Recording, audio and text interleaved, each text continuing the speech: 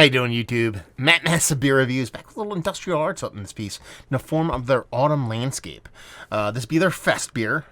This be a beer that was packaged about a month ago, and it's 5.9% alcohol by volume. I love this series from Industrial Arts for a couple different reasons. One, these landscape series tend to be smaller beers, tend to be kind of chugger beers, and they usually are pretty price friendly. This one was not. I do not know why.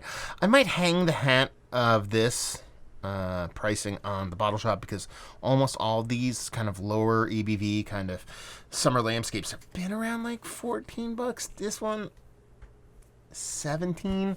I purchased these before from this location. I got up there, it rang up as $17. I just said screw it.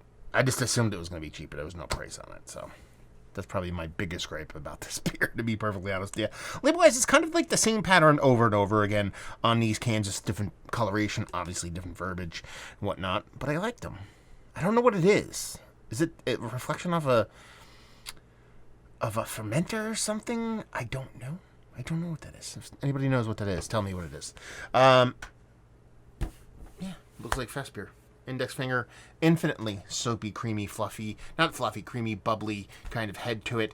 Same thing on the edges, as you can see. Definitely has that kind of, I washed this glass, maybe it's a little bit, me washing the glass a little bit weird, but it has this kind of real rumbly, crumbly, kind of soapy kind of head to it. Definitely has that rich kind of, slightly washed out kind of orange look that Festbiers typically have. So, let's even get a nose. Malt, all malt forward, a little bit of a zazzy kind of old school kind of hoppiness on it, but it really does have this like rich, almost like leaning into brown bready kind of maltiness to it. It doesn't come off super heavy or dense. It comes off as like a light lager kind of funk, but nothing too aggressive. But it comes off nice. It comes off sweet, but not overly sweet, with that little bit of kind of spicy bittering in the background. Done and done. Let's dive in. Cheers.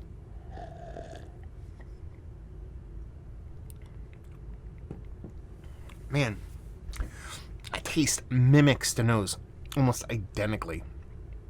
It is this nice, rich, just before you get to that brown, bready kind of nice kind of maltiness. It is toasty breadiness more than anything else, but it does have this extra little sweetness to it. That's why it says gets towards but stops short of the brown breadiness. There is a nice bittering to it. It is that old world kind of spicy, kind of tannic kind of bittering. It's aggressive enough, but not overly aggressive. The malt really drives the room here. In the lager portion of the show here, you're getting a soft lager yeastiness, but it really is that snappy, crisp kind of finish that makes this thing a super well done, kind of malty crispy boy. Those really don't go together all that well.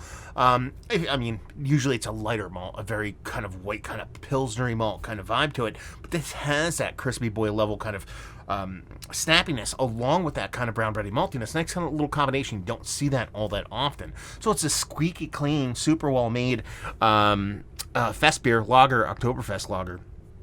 In a most beautiful way. Spicy, man. I keep saying the word spicy. This actually reminds me quite a bit of the Pipeworks one that I had, and I love that one, and this one's right up there. A little bit different.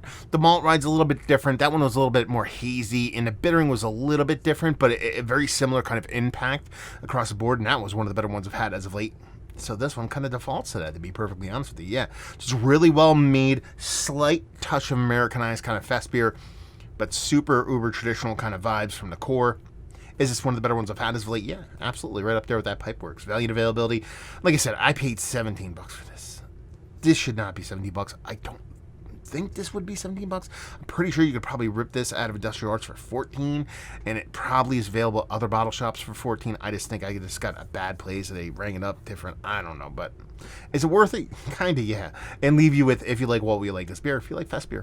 If you like Festbier with a little bit of chutzpah, you'll dig this. So there you go. Reviewing the books. Hopefully you guys enjoyed it. Down there if you want to talk about it. Massive Beers if you want to check me out doing the social media stuff. Beer Massif. Podcasting stuff. Hopefully you guys enjoyed the review. Hopefully you're enjoying a little bit of landscape series right now. Hopefully see you next time. Cheers.